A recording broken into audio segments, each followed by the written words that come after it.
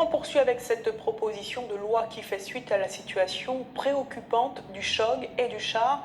Le député Gabriel Serville a présenté son projet ce matin, un document qu'il a déjà remis à Agnès Buzyn, ministre des Solidarités et de la Santé.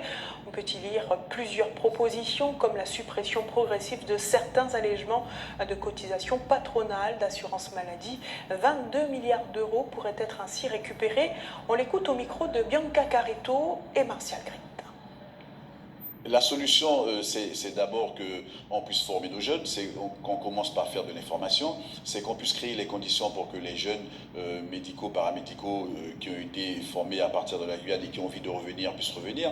C'est créer les conditions d'améliorer la formation universitaire sur le territoire de la Guyane, c'est créer les conditions pour que la recherche puisse véritablement prendre son envol, que la coopération avec les pays voisins puisse se faire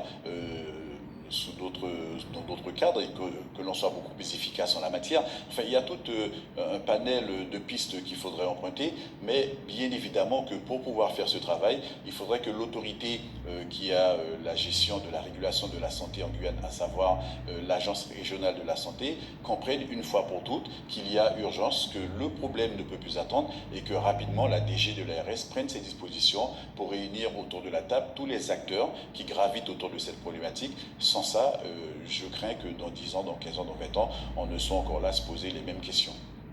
C'est la fin aujourd'hui.